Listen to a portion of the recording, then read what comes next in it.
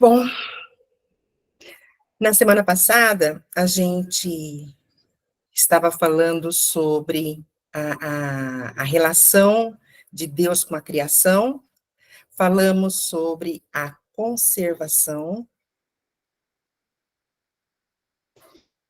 a gente falou sobre a providência de Deus. E a gente viu como a providência de Deus age de forma diferente, como ela se manifesta de forma diferente na criação, né? Ela se manifesta como providência geral, como providência especial, como providência ordinária e como providência extraordinária. Aí só vou dar uma lembradinha aqui nesses tipos de providência. A providência divina foi apresentada de forma detalhada, mostrando diferentes aspectos que refletem a maneira como Deus interage com a criação na história humana. A distinção feita entre providência geral, providência especial, ordinária e extraordinária, ajuda a compreender a profundidade do cuidado de Deus, tanto no sentido geral quanto em situações específicas. A providência geral, ela se refere ao cuidado de Deus por todo o universo e todas as criaturas dentro desse universo. E isso inclui a manutenção das leis naturais, a ordem do cosmos e o sustento de todas as coisas vivas. A providência especial mostra o cuidado particular de Deus pela raça humana. Mostra que Deus está ativamente envolvido nas vidas das pessoas, cuidando, guiando, protegendo e intervindo em momentos críticos. A providência ordinária, ela se manifesta através das leis e princípios que ele estabeleceu na criação. Isso inclui a sucessão das estações, a regularidade dos dias e noites, as funções biológicas dos seres vivos são coisas que não mudam, né? Através da providência extraordinária, os milagres são manifestados e Deus suspende ou altera as leis naturais para cumprir um propósito divino específico. Lembrando que Deus é soberano, as leis que ele mesmo criou, e se necessário, ele pode alterá-las. Apresentando a providência de Deus dividida dessa forma, a gente tem uma visão mais equilibrada da soberania divina. Nós podemos compreender que Deus é tanto o mantenedor regular da ordem cósmica, quanto o interveniente milagroso quando necessário. Ele vai intervir. E isso nos proporciona uma confiança em que Deus está sempre no controle, seja através dos processos naturais que ele estabeleceu, ou através das intervenções especiais em momentos críticos. Essa confiança na providência divina, ela reforça a nossa fé em um Deus que é, ao mesmo tempo, transcendente e imanente, governando com sabedoria e amor, tanto o macrocosmo quanto os detalhes da vida individual. E essa confiança na providência divina reforça a fé. Aqui tem alguém querendo entrar, um minutinho. Aqui, permite. Então, ela reforça a nossa fé, né? Nesse Deus maravilhoso, nesse Deus soberano, eterno, ele é distinto de tudo que ele criou, absolutamente soberano e incompreensível em sua totalidade. A gente não compreende a totalidade de Deus. A gente vê pequenas partes e ainda assim essas pequenas partes que a gente vê nos deixa maravilhados. Ele é presente ativamente no universo e entre as suas criaturas. Não é um ser distante ou separado da criação, mas sim próximo, envolvido e acessível a todos. A todo momento a gente tem acesso a ele. Aos governantes do mundo, às pessoas importantes do mundo, é necessário marcar hora. Mas com Deus a gente tem acesso direto a todo momento. Basta a gente se colocar diante dele. Ele está presente, governando com sabedoria e amor tudo, tudo o que ele criou, tanto as coisas grandes quanto as coisas pequenas, os mínimos detalhes. E isso reforça a nossa confiança nesse Deus tremendo, nesse Deus maravilhoso. Então, agora a gente vai estudar a matéria da providência sob as seguintes divisões. Primeiro, a conservação, referindo-se à natureza inanimada. Segundo, vamos estudar a preservação, referindo-se à natureza animada e às necessidades das criaturas nos reinos sub-humanos. E terceiro, vamos estudar o governo com relação ao homem, né? Com referência ao homem. Aí,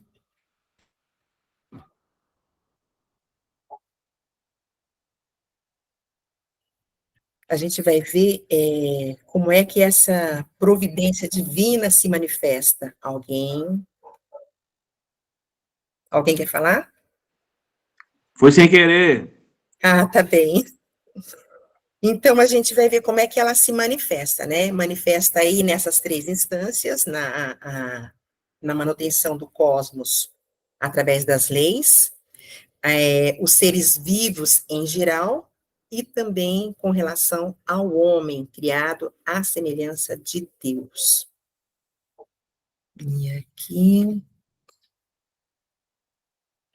A conservação é a providência preservadora de Deus no reino do universo físico. Refere-se à sua relação para com o mundo. As Escrituras ensinam claramente que ele permanece ativo em sustentar todas as coisas com a palavra do seu poder. A todos da vida, respiração e tudo mais. Conforme Atos 17, 25. Pois nele vivemos e nos movemos e existimos. E o 28, ele é antes de todas as coisas, nele tudo subsiste. Charles Wesley condensa o credo evangélico sobre a conservação da seguinte maneira: Deus é o sustentador das coisas que ele mesmo fez. Ele mesmo sustenta, retém e mantém todas as coisas criadas por meio da palavra do seu poder, pela mesma poderosa palavra com que fez essas mesmas coisas existirem. Da mesma forma que isso era absolutamente necessário para o princípio da sua existência, é também necessário para a sua continuação. Se sua poderosa influência fosse retirada, as coisas não poderiam subsistir por um só momento. Enquanto a igreja tem professado geralmente a crença na presença imediata de Deus, na conservação do universo material, tem, da mesma forma, considerado as leis da natureza como princípios observados da atividade divina. Aqui.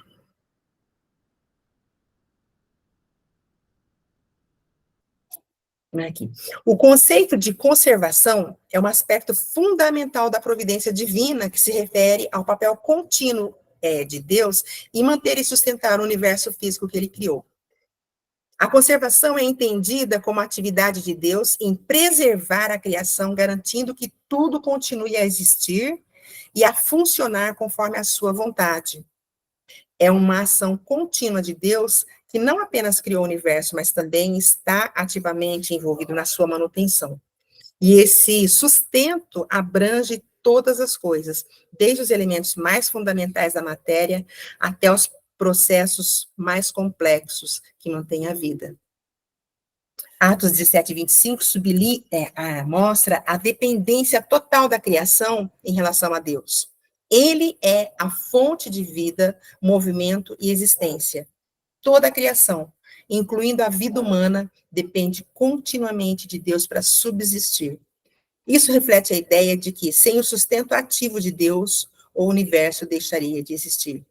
Se uma lei falhar, uma lei dessas da física, né, os nossos estudantes, né, os nossos mestres Os homens do conhecimento, eles perceberam essas leis da física através da observação, através do experimento.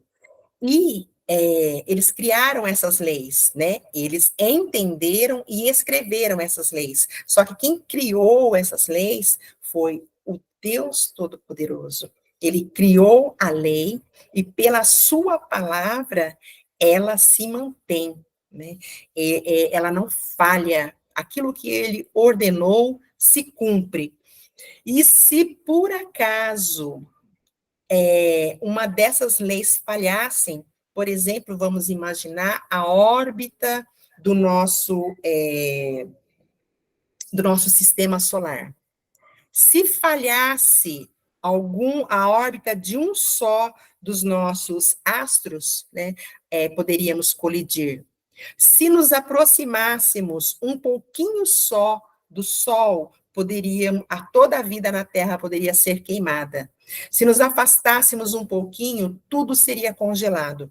Então, Deus fez tudo perfeito, né? E é pela sua palavra, é pela sua ação ativa que tudo continua funcionando, né? Então, sem essa ação de Deus, sem a manutenção do seu poder, da sua palavra, todo o universo deixaria de existir. E Colossenses 1,17 enfatiza que Cristo, como parte da Trindade, é o sustentador de todas as coisas. Nele, tudo subsiste, indicando que a criação não apenas foi trazida à existência, mas é constantemente mantida por ele. Charles Wesley assume a crença evangélica sobre a conservação ao afirmar que Deus não é apenas o Criador, mas também o sustentador de tudo o que ele fez. E essa visão é central na teologia cristã, pois reforça a crença em um Deus que não se afastou de sua criação após trazê-la à existência. Como nós vimos em algumas aulas passadas, né, algumas teorias de que Deus criou e se afastou. Né, ele simplesmente criou e deixou o mundo seguir o próprio curso. Não, Deus criou e não se afastou, ele continua presente, ele continua mantendo, ele continua governando, né, com poder e cuidado. Essa doutrina da conservação tem profundas implicações para a compreensão cristã do mundo. Ela rejeita a ideia de um Deus que criou o universo e se afastou e deixou para funcionar por si mesmo, que isso quem sugere essa teoria do deísmo. Em vez disso, essa teoria afirma que Deus está constantemente envolvido em cada aspecto da criação, sustentando, guiando de acordo com a sua vontade soberana. A conservação também reforça a noção da soberania de Deus sobre o universo. Se tudo subsiste por meio dele, então todas as coisas, desde as leis físicas até as mais simples partículas, estão sob seu controle. Isso proporciona uma base para confiança na providência divina, pois se Deus sustenta o universo, ele também cuida de cada detalhe da vida humana. Glória a Deus. A gente pode descansar nessa certeza, né, que o mesmo Deus que criou todas as coisas, ele continua a nos sustentar, ele continua presente, ele não se afastou. Então, estudar teologia é maravilhoso, porque quanto mais você conhece, né, sobre esse Deus, quanto mais a gente aprende, mais a gente confia, mais a gente se aproxima, mais a gente se torna fiel, mais a gente se torna temente. Deus tremendo. Então, agora, o próximo slide a gente falou que ele sustenta, retém, mantém todas as coisas criadas por meio da palavra do seu poder. Glória a Deus. Assim como a palavra de Deus era necessária para que a criação começasse a existir, ela é igualmente necessária para que continue a existir. é inerentemente dependente de Deus em todos os momentos. Não apenas no início, não apenas lá quando ele disse haja, né? Mas sempre ele mantendo tudo isso com a força do seu poder. Glória a Deus. A presença de Deus não é uma intervenção esporádica ou distante, mas uma atividade constante e íntima. As leis naturais, como a gravidade, a termodinâmica e outras, são vistas como expressões da ordem e do cuidado divino. Deus, portanto, opera através dessas leis, né? E ele manifesta essas leis operando no universo, são a manifestação do seu poder sustentador. E agora, os teólogos vão dizer, né, que não tem sido precisar a exata relação entre Deus e as suas leis. E os pensadores cristãos têm mantido diferentes opiniões a respeito delas, né? Embora a maioria reconheça leis, princípios e causas secundárias da conservação do mundo, não faz dessas leis agências ativas a usurpar o lugar de Deus e a bani-lo do universo.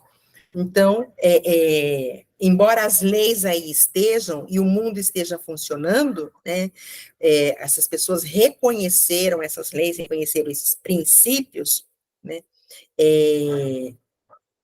nós não podemos banir Deus do universo, assim como os iluministas quiseram fazer, né, a era das grandes descobertas, as teorias, né, de evolução, as descobertas que os homens fizeram com relação à vida,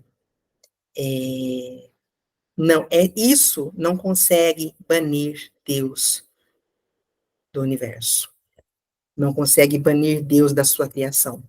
Embora seja complexa essa relação, né, embora a gente não consiga entender a relação entre Deus e as leis naturais, e haja essas diversas opiniões, então, a opinião predominante é que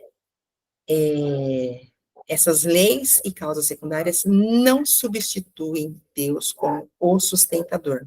Deus permanece soberano sobre o universo, e as leis naturais são vistas como expressões da sua ordem e poder contínuos. Assim, qualquer tentativa de entender a criação e a providência deve manter Deus no centro, reconhecendo que ele não é banido do universo por essas leis, mas que, de fato, essas leis são uma manifestação de sua contínua atividade e cuidado providencial.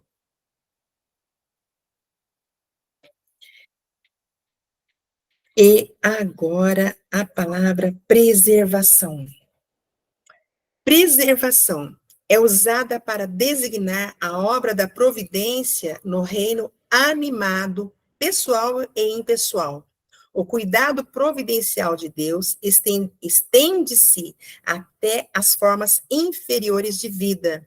E é ele que governa as ordens inferiores do reino animal, predominantemente por meio do apetite e do instinto.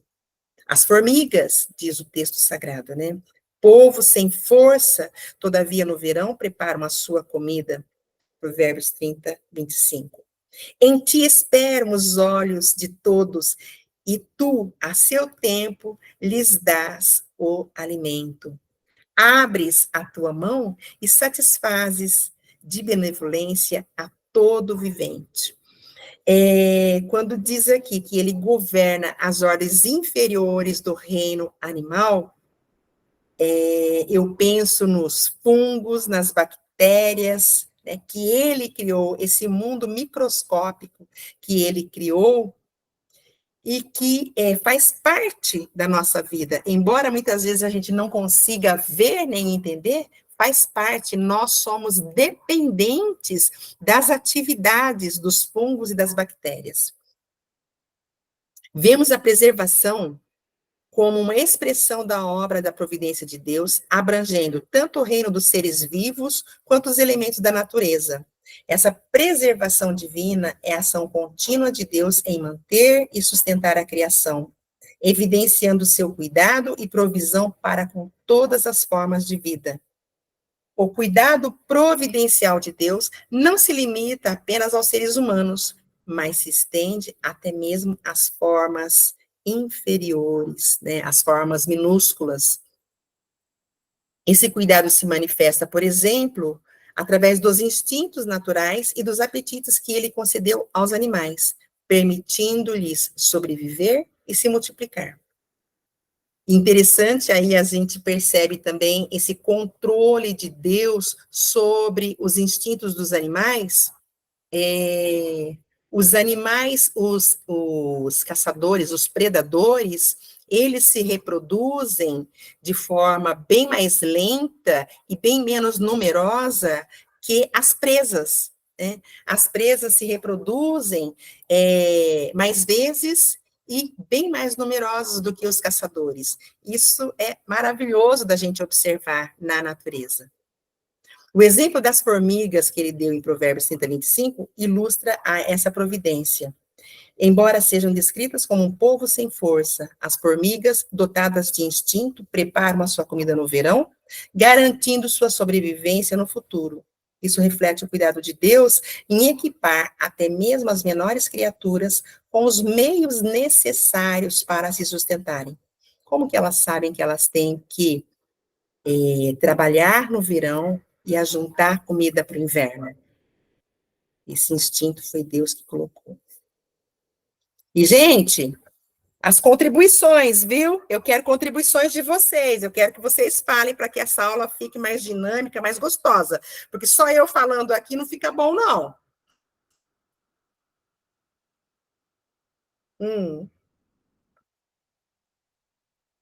Fale, Jean. Aí eu de novo. Opa, muito bem. Então, dentro dessa de Deus como criador e mantenedor de tudo, aí a gente tem em vista, como ele mesmo se declarou, né? Eu sou, né? Então, ele é. E nós estamos, né? Nós não somos, nós estamos nele, né? Então, através de Deus, tudo se move, tudo se mantém, e nós, se estamos nele, nós caminhamos de forma que agrada a ele. Então, a necessidade, como a mesma a parábola da figueira, que a gente tem que estar, da figueira não, da videira verdadeira, que a gente tem que estar unido na videira, a gente tem que estar nele, porque ele é tudo foi feito por ele e se move por ele, e nós, estando nele, nós estamos cumprindo a vontade dele. Amém? Glória a Deus. E toda vez que a gente lembra, eu lembro dessa palavra, eu sou, toda vez que essa palavra me vem, que alguém fala, eu lembro que o único que é Deus. Ele é o tempo todo. O tempo todo ele é presente, né? Para nós, a gente nem terminou de falar, já virou passado.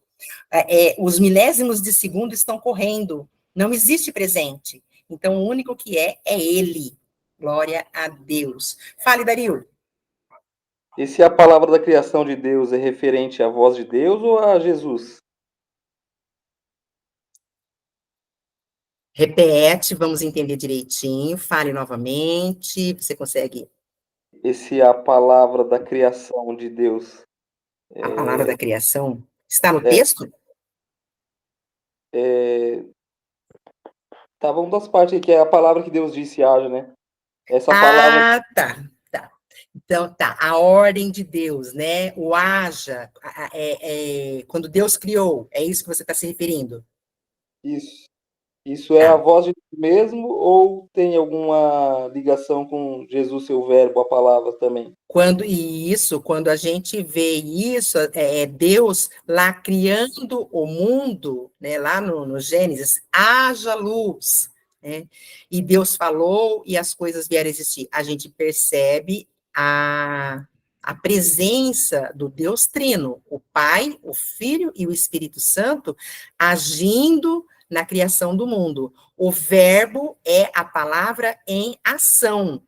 né? Porque tem, no início era a palavra, alguns textos, algumas traduções trazem dessa forma, no início era a palavra, e a palavra estava com Deus, e a palavra era Deus.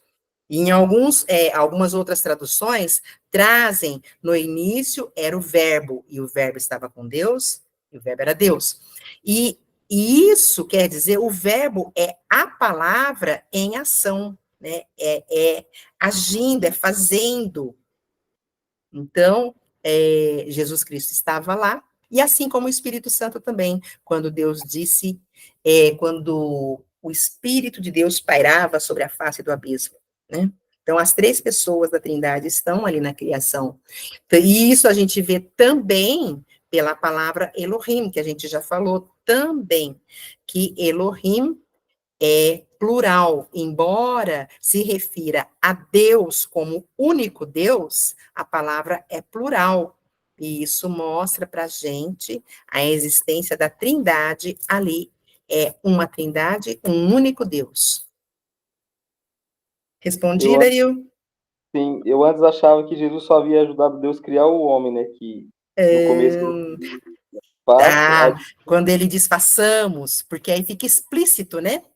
Aí fica explícito, façamos, mas aí a gente pode perceber que eles estão juntos ali em tudo aquilo, e agora, é como se Deus falasse assim, agora vamos fazer, né? Agora, então, está tudo pronto, Deus já preparou todo o universo, né? Todo o cenário necessário para a existência do homem, agora, então, façamos, agora vamos fazer o homem conforme a nossa imagem, conforme a nossa semelhança. Né? Aí depois João que esclarece tudo, né? Todas as coisas foram feitas por meio dele, sem ele nada que e foi sem feito. ele, nada do que foi feito se fez. Nada. Muito bem lembrado, maravilhoso. Nada veio a existir sem ele. Então, ele estava lá presente, sendo esse verbo. Aqui ele fala também sobre o Salmo, né? Em ti espero os olhos de todos, e tu, a seu tempo, lhes dás o alimento, abres a tua mão e satisfazes de benevolência a todo vivente. Salmo 145. O Salmo 145 enfatiza que todos os seres vivos dependem de Deus para o seu sustento. O salmista declara que os olhos de todos esperam em Deus. E Deus, em sua bondade, abre a mão e satisfaz a todos com o alimento necessário. Essa imagem transmite a ideia de que, desde os animais até os seres humanos, todos são sustentados pela providência divina. No reino humano, a providência de Deus é evidenciada no cuidado universal que ele demonstra para com toda a humanidade. Jesus, em Mateus 5,45, ensina que Deus faz nascer o sol sobre os bons e sobre os maus. Envia as chuvas tanto sobre os justos quanto sobre os injustos. Então, Deus manifesta a sua providência a todos, a toda a humanidade. Ele providencia chuva no tempo certo, né, para que tenhamos o alimento. E aí ele provê para nós e para os animais. Aí, esse cuidado providencial estende-se também ao homem em geral, como criatura de Deus. O nosso Senhor Jesus Cristo declarou que o Pai faz nascer o seu sol sobre os maus e sobre os bons, vira a chuva sobre os justos e sobre os injustos, conforme a gente viu agora há pouco. Aqui. Esse cuidado providencial de Deus é imparcial, é abrangente, estende-se a todas as pessoas, independente de sua moralidade, independente se são bons ou maus, justos ou injustos, crentes ou não crentes. A gente vê também que a preservação é uma manifestação da benevolência e justiça de Deus. Ao cuidar tanto dos justos quanto dos injustos, Deus demonstra sua bondade e misericórdia. oferecendo a todos, sem distinção, as bênçãos necessárias para a vida. A preservação é, portanto, um aspecto central da providência divina, evidenciando o cuidado contínuo de Deus por todas as suas criaturas. Esse cuidado se manifesta de forma particular em cada nível da criação, desde as formas mais simples de vida até os seres humanos, refletindo a bondade, a sabedoria e a justiça de Deus. E mesmo as ordens inferiores do reino animal não são esquecidas por ele. Toda a criação depende de sua mão providente para subsistir. Esse conceito reafirma a soberania e o envolvimento constante de Deus com o mundo que ele criou, destacando a sua presença ativa e sustentadora em todas as áreas da vida. E aqui, em virtude, agora a gente vai falar sobre o governo de Deus, né? E sobre o homem. A gente estava falando sobre a providência, agora vamos falar a preservação, e agora vamos falar sobre o governo. Aqui, em virtude de o homem ser um agente moral com livre arbítrio, a relação de Deus com o homem no governo difere da sua relação com o universo material na conservação e no reino animal na preservação. Deus reconhece e respeita a liberdade do homem, exerce responsabilidade, influência sobre ele, mas não o obriga a ponto de lhe anular a responsabilidade. Então, Deus exerce influência sobre o homem, mas o homem é responsável e tem liberdade para agir. O ato resultante não é propriamente a obra de Deus, mas da criatura, a quem pertence o ato praticado. Essa relação de governo de Deus com o homem é diferente da relação que ele mantém com o restante de toda a sua criação. Deus deu livre-arbítrio ao homem. O homem é responsável pela forma como exerce sua liberdade. Embora Deus o esteja influenciando através da natureza, lembra que a natureza manifesta a glória de Deus, a natureza faz o homem olhar para ela e ver algo além, né? A natureza não existe por si só, o homem precisa reconhecer Deus através da natureza. Até mesmo então, Deus influencia o homem através da natureza e também através do Espírito Santo. Mas a resposta final é do homem. Lembrando que a liberdade de ação do homem nunca vai pegar Deus de surpresa. A sua soberania jamais será posta em xeque, né? Porque é isso que os nossos irmãos calvinistas falam, né? Que o homem não tem essa liberdade, o livre-arbítrio, né? Porque o livre-arbítrio do homem vai contra a soberania de Deus. Mas o que a gente lembra é que Deus é soberano, apesar do livre-arbítrio do homem. Ele deu livre-arbítrio, né? E ele sabe todas as respostas que o homem poderia dar, todas as possíveis respostas que o homem poderia dar, ele sabe, né? Ele sabe porque ele é Deus presente, no passado, no presente, no futuro, o tempo todo.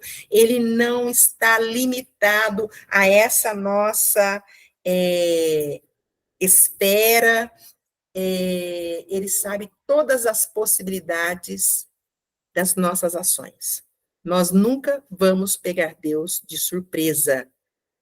Nunca será ele posto em xeque pela nossa liberdade. Ele é soberano. E aí, vamos ver aqui.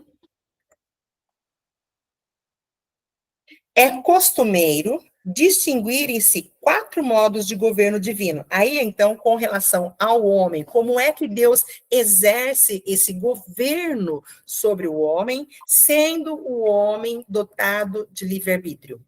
Então, existem 4 modos de governo de Deus sobre o homem. O governo permissivo, Quando dizemos que Deus permite algum acontecimento, diz Wakefield, não devemos entender o termo como indicando que ele o permite ou o que o consente, mas sim que não exerce o seu poder para impedi-lo. Não é que Deus esteja de acordo, mas ele não impede.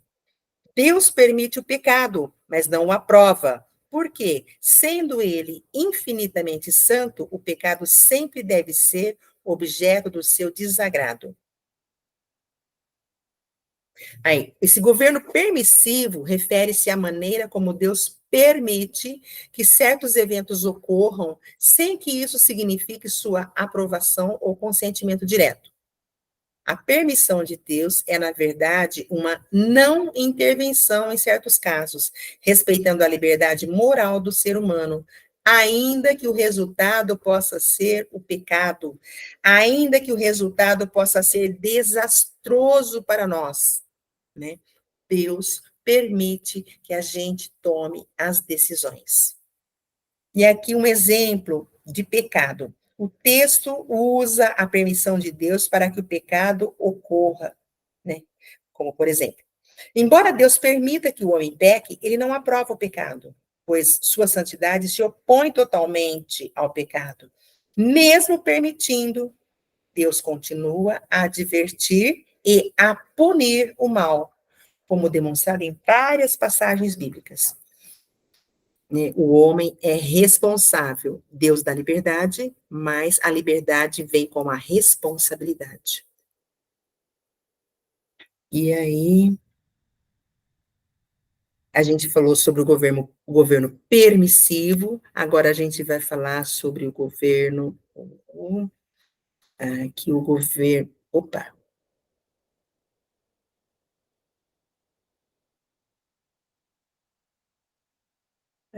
aqui tá. Que tem as passagens bíblicas, né, que Deus pune os pecados, castigando por seus crimes. Que Deus testifica contra os pecados nos quais ele permite que o homem caia, enunciando ameaças contra eles e, de fato, castigando-os pelos seus crimes. E a gente vê aí nessas várias passagens bíblicas aqui, a gente pode até pegar, deixa eu pegar aqui o Salmo 81, 12, só para a gente ver uma delas, né? Quando eu mando as apostilas para vocês, vocês podem pegar, né, as referências bíblicas e ler e conferir o que é que esse texto está dizendo. Isso vai tornar o estudo bem mais rico. Salmo, aqui. Salmos, Provérbios, Eclesiastes, Cantares, 81, 12.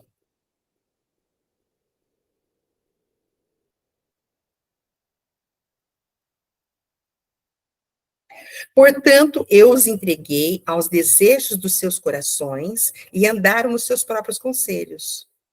Oh, se meu povo me tivesse ouvido. Então, né? Se Israel andasse nos meus caminhos. Então, existe o caminho, existe a lei, existe a moral, né? Existe o certo e o errado. Oh, se meu povo me tivesse ouvido, se Israel andasse nos meus caminhos, aqueles caminhos que Deus disse para eles andarem. Mas eles não andaram, Deus, então, os entregou aos desejos dos seus corações. Eles seguiram os desejos dos seus corações e foram punidos por isso. Então, aqui. Opa. Aí a gente vai falar sobre o governo preventivo de Deus. E esse é o ato restritivo de Deus, por meio do qual ele impede os homens de cometer pecado. Então, no anterior, a gente viu o governo permissivo, ainda que Deus nos oriente, né, para não fazer, ainda que saibamos, ele permite que a gente exerça o nosso livre-arbítrio, ele permite que a gente exerça a nossa liberdade. Glória a Deus, bem-vinda, Reusia. Então, ele permite, né? E aqui, ele restringe, né? Esse governo é o ato restritivo, né? O governo preventivo de Deus é o ato restritivo por meio do qual ele impede os homens de cometerem pecado. Gênesis 26, capítulo 20, versículo 6, capítulo 31, versículo 24, e Salmo 19, 13. Né? Então, esse governo preventivo, Deus impede os homens de cometerem pecados. Daqui a pouco a gente vai dar uma olhada nesses versículos. O Gênesis 20, Deus impede Abimeleque de tocar Sara. Né? Deus se revela a ele e impede ele de cometer o pecado, porque, cometendo o pecado, ele traria sobre si a punição de Deus. E aí tem o governo diretivo. Deus supera os atos maus do homem e faz por meio deles venham consequências que não foram sequer contempladas pelas agências malignas. Isso é conhecido por vezes como providência superadora. Recordemos o que José disse aos seus irmãos: vós, na verdade, intentastes o mal contra mim, porém Deus tornou em bem, para fazer como vedes agora, que se conserve muita gente em vida. Que coisa linda, né, gente? E a gente vê isso também em outros versículos da Bíblia, em outros locais, né? Esse governo diretivo em que Deus impede, paz do Senhor, Deus impede o homem, né, de pecar, o preventivo, e no diretivo ele transforma o mal que o homem fez em bem. Que Deus maravilhoso, que Deus poderoso é esse. Coisa linda. Então, o governo preventivo refere-se à ação de Deus que impede ou restringe os seres humanos de cometerem certos pecados. Essa restrição pode ser vista como uma forma de proteção divina que evita que a maldade humana se manifeste na sua totalidade. E aí, o exemplo bíblico que ele falou é o Gênesis 20, versículo 6, foi onde Deus impediu Abimeleque de pecar contra Sara, exemplificando que esse tipo de governo, onde Deus intervém para evitar o mal. Deus evitou o mal tanto para Sara quanto para o próprio Abimeleque e o seu povo, porque eles seriam punidos pelo pecado de ele ter tocado em Sara. E no governo diretivo, Deus toma os atos malignos dos homens e, em sua soberania, faz com que resultem em consequências que sirvam ao seu propósito maior, muitas vezes transformando o mal em algo que, paradoxalmente, acaba por promover o bem. E nisso eu lembro de tudo o que aconteceu, por exemplo, ao povo de Israel. A punição que Deus deu a eles, né, levando eles para o exílio, e depois, eles sendo dominados pelos gregos, eles sendo dominados pelos romanos, a perseguição que veio através do governo romano. Quando as pessoas estão vivendo isso, elas não enxergam bem nenhum. Mas a palavra de Deus diz que todas as coisas cooperam para o bem daqueles que amam a Deus. Então, assim como os irmãos o ato ruim dos irmãos de José cooperou para que aquela família fosse livrada da fome, José foi mandado antes, né, para providenciar o alimento para todos eles. E aí, a gente vê Deus transformando isso. Ali os judeus sofrendo com a dominação grega, né? Mas os gregos estavam preparando o caminho para Jesus Cristo vir. Os gregos estavam preparando uma língua universal para que o evangelho fosse pregado futuramente. E com o governo romano, que era também um governo cruel, Deus estava preparando um único mundo, sem fronteiras, para que o evangelho pudesse ser levado sem restrição de fronteiras, sem impedimentos. Era um único mundo. Né? E ai daquele que não respeitasse essa lei. Eu já falei algumas vezes, César viria com os seus exércitos e destruiria o povo que estava impedindo a passagem. Então, são exemplos de que as coisas ruins, Deus transforma em coisas boas. Ele tem propósitos. E a gente pode olhar para os nossos dias também, né? Tudo isso que estamos vivendo, coisas ruins que não entendemos, mas tudo está caminhando para o grande final. Tudo está cooperando para o grande final, para a grande volta do Senhor Jesus. E agora também, aqui, fale, Jean. Então, dentro dessa questão do governo diretivo, eu acho que o exemplo maior é aquilo que parecia uma injustiça, a morte e crucificação e morte de Jesus, que veio ser a redenção e a salvação para toda a humanidade. Isso é grande. Deixa eu ver aqui aumentar o som. Aqui. Isso é grande. Está me ouvindo? Sim. Maravilha. Então, é que eu estou com fone de ouvido e aí tirei o som do computador. E a minha cunhada Maria, que participa com a gente, está aqui do lado e ela não ouviu a sua resposta, a sua colocação. Né? Então, coloca de novo, por favor, Jean, para que ela possa ouvir. Sim, é que o maior exemplo que tem de governo diretivo é justamente aquilo que parecia uma injustiça, a crucificação e morte de Jesus, mas que se tornou uma bênção, uma salvação e redenção para toda a humanidade. Aleluia! Aleluia! Glória a Deus! Esse é o maior exemplo desse governo diretivo, né? Que coisa maravilhosa. Da Sara do Vilec também. Da Sara do Vilec. Sim, coisa maravilhosa. Então, agora a gente vai ver o governo, deixa eu ver, determinativo. Deixa eu mudar aqui essa tela. Aqui, vamos mudar aqui. Então, a gente vai ver o governo determinativo. Com governo determinativo, queremos dizer o controle que Deus exerce sobre os limites do pecado e da maldade.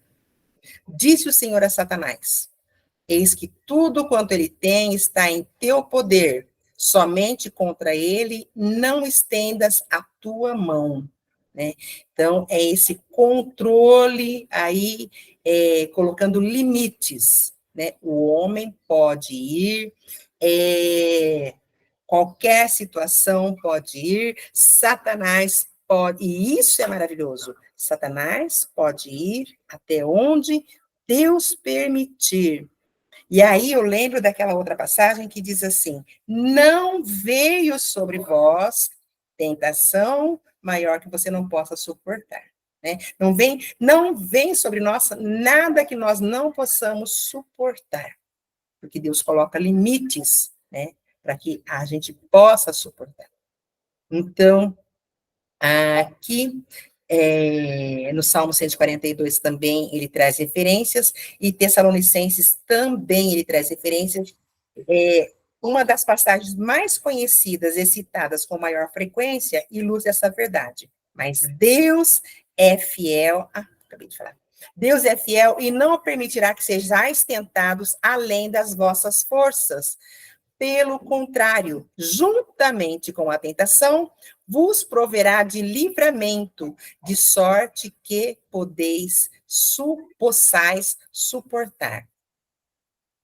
Aí, esse governo determinativo refere-se ao controle divino sobre os limites do pecado e da maldade. Deus, em sua soberania, estabelece até onde o mal pode ir, sem que ele ultrapasse os limites que Deus determinou. A narrativa de Jó né, exemplifica isso. Satanás só vai até onde Deus permite, né? Deus colocou limites claros ali sobre o que ele poderia e o que ele não poderia fazer. E agora, em conclusão, devemos recordar que a ideia básica da doutrina cristã sobre providência divina é que Deus governa tudo pelo amor. O objetivo de Deus é sempre o nosso bem. Isso encontra triunfante confirmação em Paulo, quando declara: sabemos que todas as coisas cooperam para o bem daqueles que amam a Deus, daqueles que são chamados segundo o seu propósito. Então, maravilha, né? Então, a gente precisa se lembrar disso. A gente precisa se lembrar que tudo o que Deus faz visa o nosso bem, né? E o nosso bem final é a gente estar com Ele. Lembrando que qualquer coisa que possamos passar aqui não se comparam. Não se dão para comparar, conforme diz o texto, né? Não se dão para comparar com a glória que está reservada para os filhos de Deus. A ideia central da providência divina é que ele governa todas as coisas com amor. Na verdade, essa verdade oferece conforto e segurança, indicando que, apesar das dificuldades e do mal no mundo, Deus está no controle e trabalha todas as coisas para o bem final dos seus. Mesmo que no meio das circunstâncias, a gente estando no meio delas, coisas acontecem que não nos agradam, né?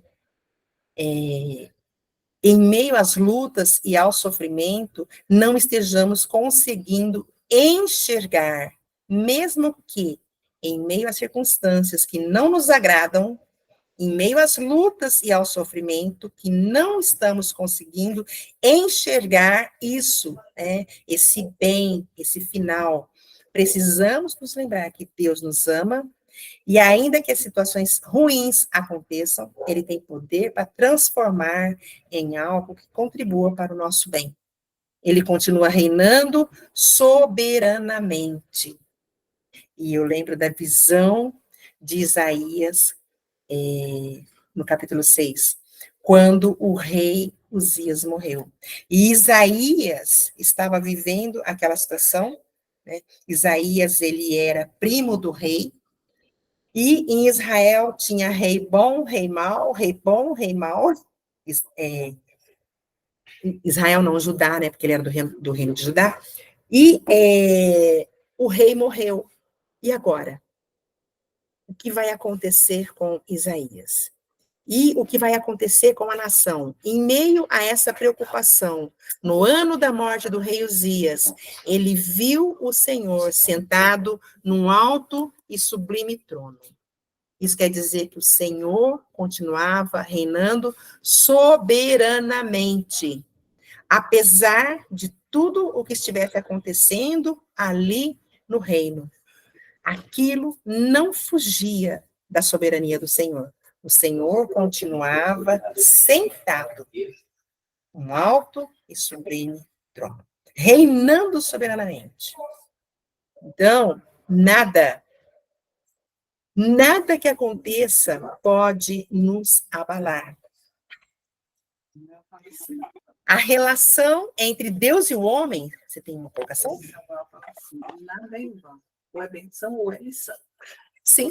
Sim, a gente sempre aprende. Nada é em vão. A gente tem que estar atento, né? Atento. E outra, coração grato o tempo todo. Coração grato o tempo todo. Porque olhar com coração grato nos lembra da soberania de Deus. A relação entre Deus e o homem, especialmente no que diz respeito ao governo divino, é uma expressão da complexidade da providência de Deus. Ao mesmo tempo que Deus respeita a liberdade humana, ele não é indiferente ao mal, mas age soberanamente para restringir, dirigir e controlá-lo, dentro dos limites que ele mesmo estabeleceu. Essa soberania divina, no entanto, não diminui a responsabilidade humana.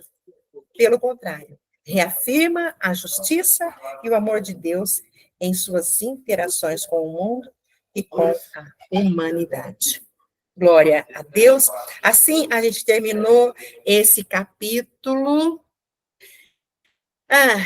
E aí, na verdade, nem é o capítulo, a gente terminou mais uma parte do capítulo, e agora a gente vai tratar sobre a origem do homem. Aí, vamos ver aqui. Glória a Deus. Dentro desse capítulo da origem do homem, né, que ainda estamos em antropologia, né, que antropologia é o estudo do homem, né? Logos é estudo, é lógica, e antropos é homem. Então, estudo do homem. E tudo isso que a gente está falando, estamos ainda dentro do estudo do homem, e agora a gente vai tratar da origem do homem, a natureza da antropologia, as duas narrações bíblicas da criação do homem, a primeira narração da criação do homem, a segunda narração, a origem da mulher e a unidade da raça e sua origem comum. O capítulo é bem longo, nesse primeiro momento, a gente vai ficar só nessa parte. E aí, vamos lá. Também disse Deus, façamos o homem à nossa imagem. Criou, pois, Deus o homem à sua imagem, a imagem de Deus o criou. Então formou o Senhor Deus, ao homem do pó da terra, e lhe soprou nas narinas o fôlego de vida, e o homem passou a ser alma vivente. Quando contemplo os teus céus, obra dos teus dedos, e a lua, e as estrelas que estabeleceste, que é o homem para que dele te lembres? E o filho do homem que o visites? Fizeste-o, no entanto, por um pouco menor do que Deus, e de glória e de honra o coroaste. Deste-lhe domínio sobre as obras da tua mão, e sob seus pés tudo lhe puseste. Que glória, que glória, que honra que Deus concede ao homem. Essa palavra, façamos o homem à nossa imagem, indica a intenção divina de criar o ser humano de uma maneira especial, refletindo a própria imagem de Deus. E isso não se refere à aparência física. Deus não se mostrou com aparência física, lembrando nós aqui que Deus é espírito puro, Deus não tem forma, então o homem é feito não à imagem física de Deus, né? Mas sim a aspectos como capacidade de raciocínio, moralidade, criatividade, habilidade de se relacionar com Deus e com seres humanos. Criou Deus, pois, o homem, à sua imagem, reafirma que ele foi criado com uma dignidade única e uma posição especial na criação, como um reflexo do Deus Criador. Gente, dá para respirar fundo, que coisa maravilhosa. O ser humano esqueceu disso, né? Formou o Senhor Deus ao homem do pó da terra, e lhe soprou nas narinas o fôlego de vida. Embora o corpo humano tenha sido formado do pó da terra, o que o torna realmente vivo especial é o fôlego de vida que Deus soprou em suas narinas, transformando-o em uma alma vivente. Essa alma vivente é o resultado da combinação do corpo físico com o espírito que vem de Deus. O Salmo 8, de 3 a 6, o salmista reconhece a insignificância aparente do homem quando comparado com a imensidão da criação. Apesar dessa insignificância aparente, o salmista reconhece que Deus concedeu ao homem uma posição de grande honra e dignidade, colocando-o logo abaixo de Deus e coroando-o com glória e honra, dando-lhe autoridade e responsabilidade sobre a criação. O homem foi designado para governar e cuidar do mundo criado por Deus. Que coisa maravilhosa! Essa é a introdução desse nosso novo capítulo aqui, né? Desse nosso novo subtítulo aqui.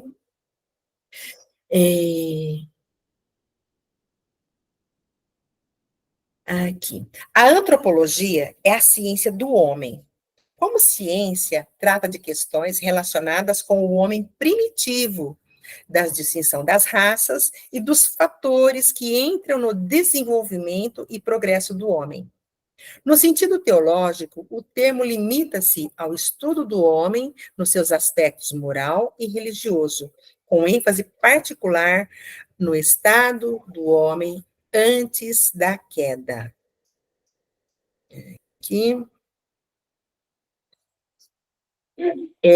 Aqui a gente vê uma diferenciação da antropologia, né? Está diferenciando o estudo científico e o estudo teológico, a ênfase que dá o estudo científico e a ênfase que dá o estudo teológico. No âmbito teológico, a ênfase está em compreender a condição original do ser humano, conforme escrito nas Escrituras. Essa condição inclui a pureza e a santidade originais do homem, bem como a forma como ele reflete a imagem de Deus. E aí, sim, vem cá.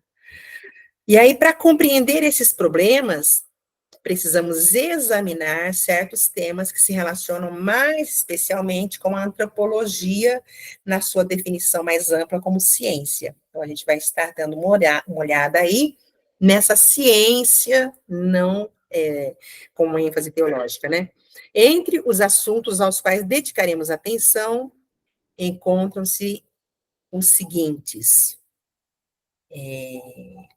temas, né? A origem do homem, os elementos constitutivos da natureza humana, a unidade da raça humana e a sua origem comum, a origem da alma.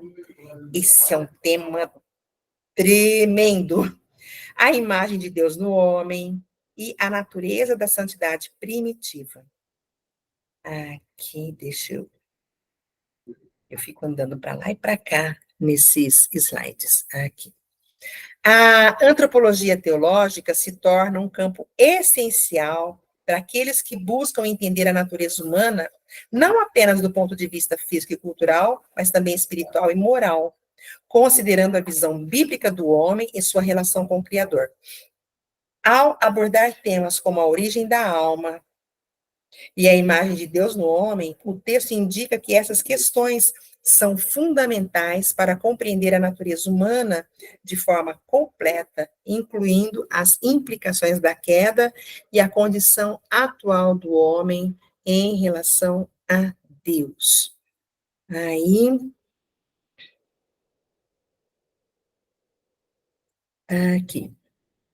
Aí a gente vai para... Fora da revelação divina, o homem só tem tido teorias mitológicas e vagas respeitantes à sua origem. Os homens consideram-se com frequência como nascidos da terra, emanados das rochas, das árvores, dos animais silvestres, dos deuses, ou como evoluindo de alguma forma inferior de vida. Aí vai ver essa antropologia, né? A ciência vai dizer que ele evoluiu de alguma forma inferior de vida. E aí outras teologias, né, vão dizer que vão dar uma espiritualizada aí, nasceu dos deuses, né, dos filhos dos deuses, as relações entre os deuses e os seres humanos. Ixi, aí tem uma série de coisas aí. Mas a ciência vai considerar como evoluindo de alguma forma inferior de vida.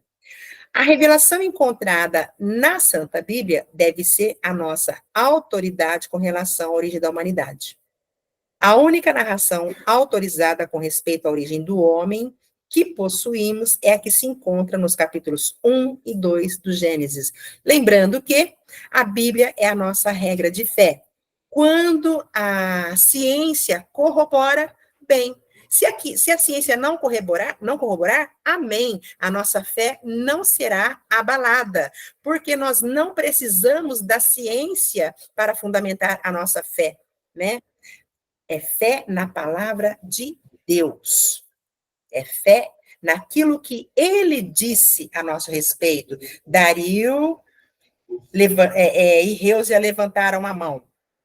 Então, aqui na minha... Deixa eu ver, abrir fila, deixa eu ver como é que está aqui. Quem levantou a mão primeiro foi o Dario. Então, Dario, pode falar. Tinha sido antes, com relação ao Judas Iscariotes, né, que Deus não interferiu, né? Ele já tinha uma predisposição para isso, que ele até roubava as moedas que era lançada na bolsa. Isso tempos determinado também, que já está no controle de Deus, quando em Apocalipse, né, fala dos tempos de 1000 anos, vai ficar preso, Satanás, depois de 1000 anos vai ficar solto. Tá, as Era predições... que eu tinha levantado.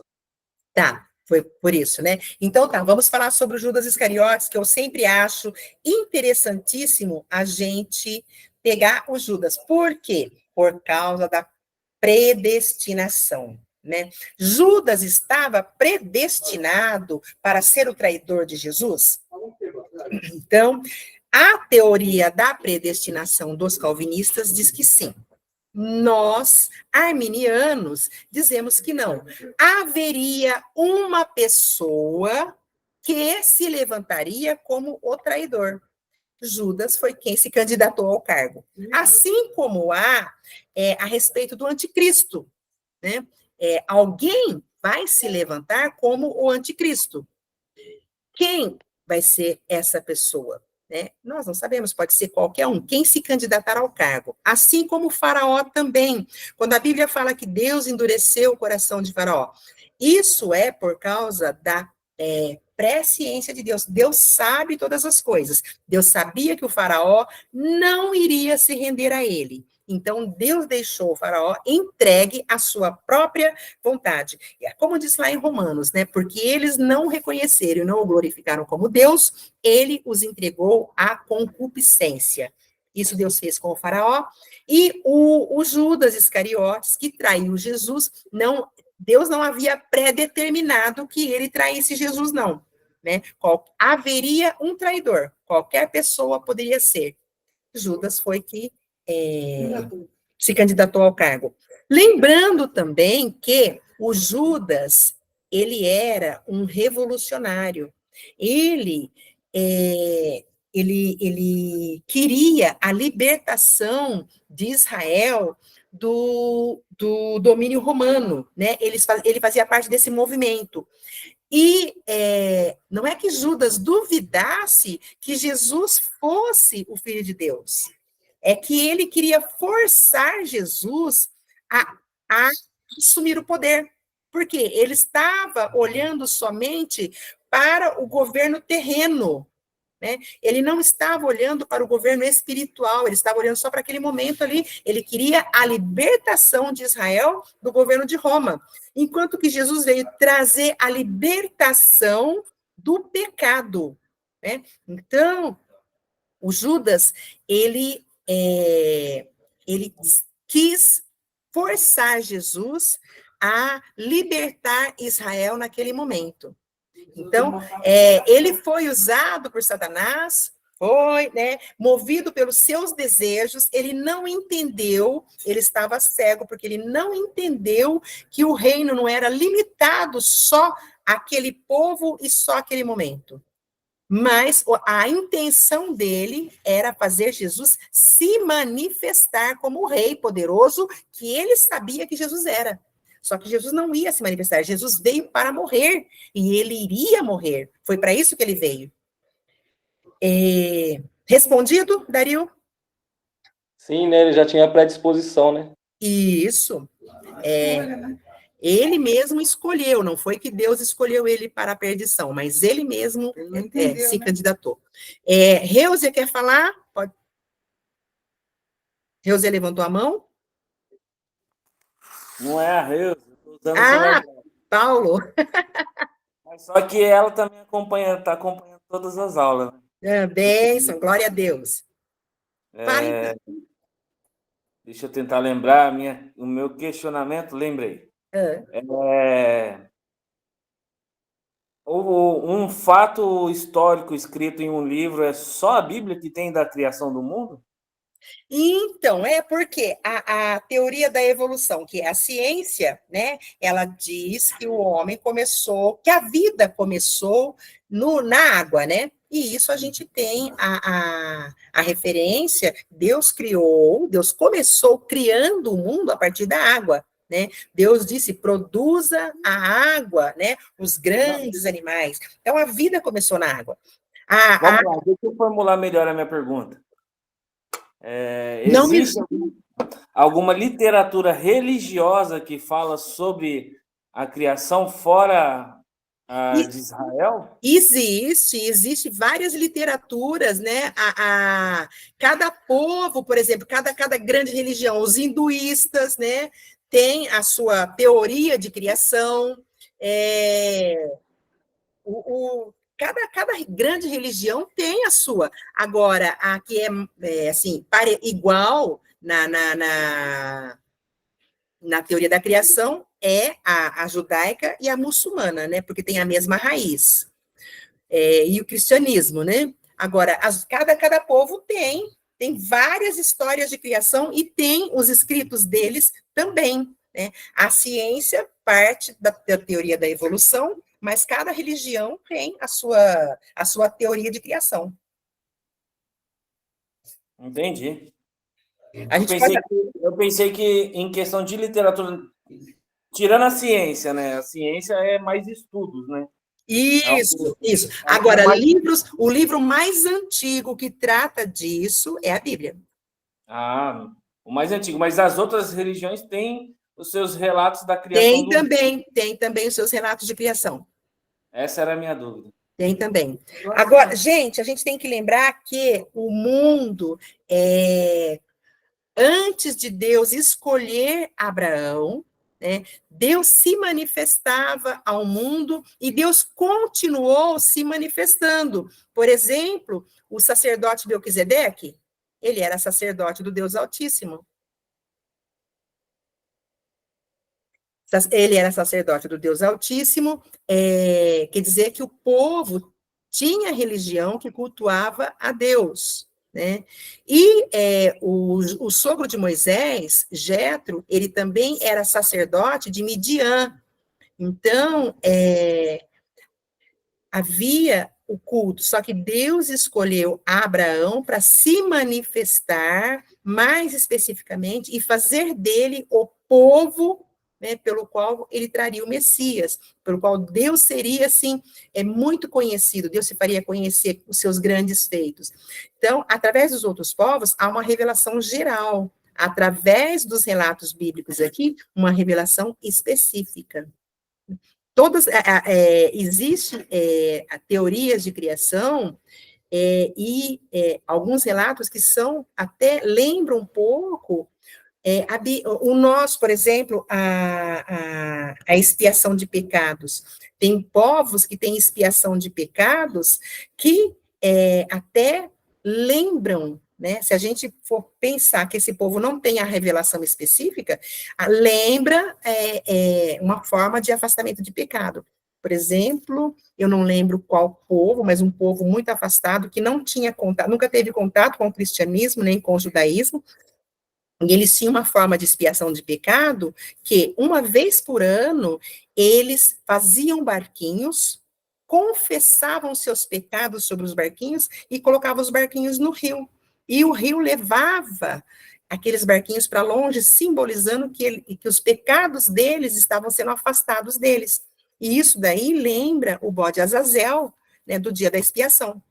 Então, Deus escolheu esse povo para se manifestar de forma específica, mas Deus se manifestava aos povos. E todo aquele que olhar para a natureza, reconhecer Deus e buscar Deus, Deus vai se revelar. Deus vai trazer, né, essa pessoa o conhecimento específico.